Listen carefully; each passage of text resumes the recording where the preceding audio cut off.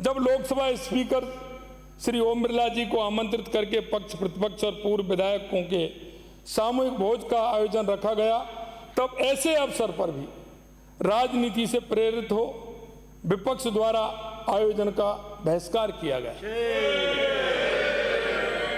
माननीय अध्यक्ष जी, मैं आप यह कहना चाहता हूं, यह उचित है या अनुचित, यह सभी को अपनी अंतरात्मा से पूछना होगा।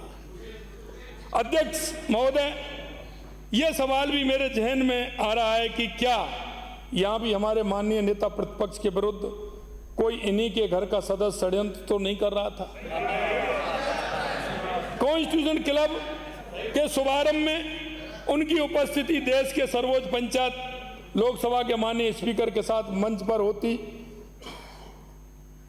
तथा उन्हें भी इस साझे मंच के माध्यम से अपनी बात कहने का मौका मिलता। ऐसा लगता है कि इससे उन्हें उन्हीं की पार्टी की अदृश्य शक्ति के षड्यंत्र ने वंचित कर दिया। मेरी सहानुभूति हमारे साथी माननीय नेता प्रतिपक्ष के साथ है।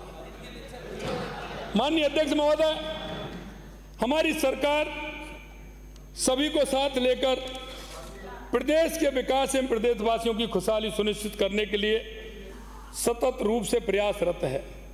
देश के यशस्वी प्रधानमंत्री श्री नरेंद्र मोदी जी ने कहा है कि हमारी सरकार लोगों के हित, नागरिकों पहले की सोच, सिटीजन फर्स्ट के साथ सुशासन को बढ़ावा देने के लिए प्रतिबद्ध है।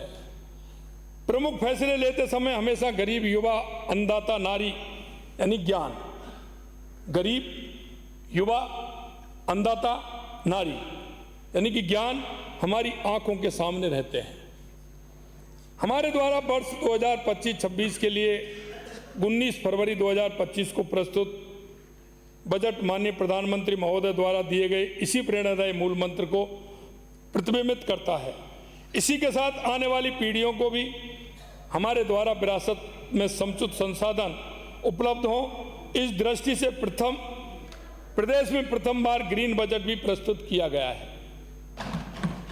माननीय अध्यक्ष महोदय, जब सदन में वित्त मंत्री, हमारी उप मुख्यमंत्री हमारी सरकार का दूसरा बजट प्रस्तुत कर रही थी, तब मेरे साथ ये सभी प्रदेशवासियों ने भी हमारे विपक्ष के साथियों के चेहरे पर उतार चढ़ाव वाले भावों को देखा होगा।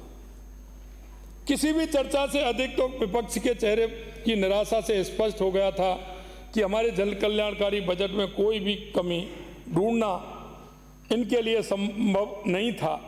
अगर इन्हें सही मायने में आमजन की खुशहाली की परवाह है तो उन्हें भी प्रसन्नता के साथ बजट का स्वागत करना चाहिए था। लेकिन मैं देख रहा था, अभी भी मैंने देखा और मेरा ध्यान घड़ी की तरफ गया, 28 मिनट तक हमारे प्रतिपक्ष के नेता विधेयक पर नहीं आए, अन्य बातों की बात करते रहे। और मैं माननीय अध्यक्ष जी आपके माध्यम से यह भी कहना चाहता हूं, बहुत बड़े लंबे अंतराल के साथ, क्योंकि लगातार यहाँ चर्चा हुई है, डिमांड पर चर्चा हुई है, माननीय हमारे प्रतिपक्ष के नेताजी ने उन विषयों को रखा है और मुझे अच्छा है कि उन्हीं को दोहरा करके आज भी काफी विषय उन्होंने रखे हैं। तो यह चिंता सता रही लगती है कि उन्हें अब ना पक्ष से निकलने का जनता अवसर ही नहीं देगी। जनता को यह कहना है, ये गलियां ये चौबारा या आना ना दोबारा।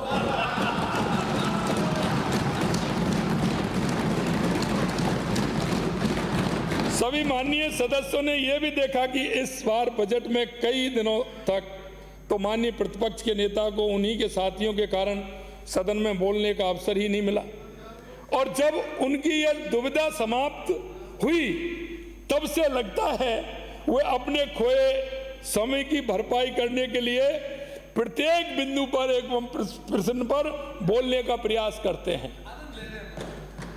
किंतु जिस आधी अधूरी तैयारी से वे तथा प्रतिपक्ष के अन्य माननीय सदस्य सदन में अपनी बात रख रहे हैं, उससे तो मुझे लगता है कि उनकी पूरी तैयारी ठीक प्रकार से नहीं है। उनको अभी और तैयारी करनी चाहिए। अच्छा होता कि आप सब कम से कम सही तथ्य पता करने के बाद